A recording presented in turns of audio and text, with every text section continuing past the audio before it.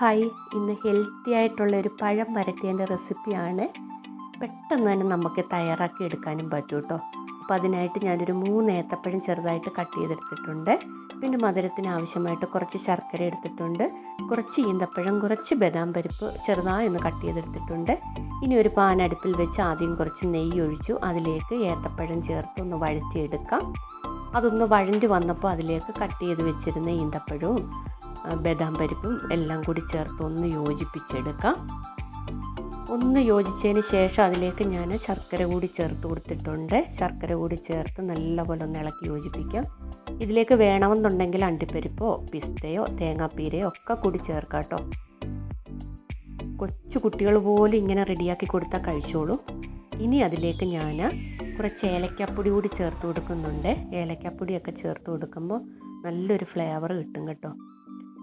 പിന്നെ ഞാൻ അതിലേക്ക് ഒരു 1/2 ഗ്ലാസ് വെള്ളം കൂടി ചേർത്ത് കൊടുത്തിട്ടുണ്ട്. തിളപ്പിച്ച വെള്ളം കേട്ടോ ഞാൻ ഒഴിച്ചു കൊടുത്തത്. അപ്പോൾ ഒരുപാട് അങ്ങ് തിക്കായിട്ടിരിക്കില്ല.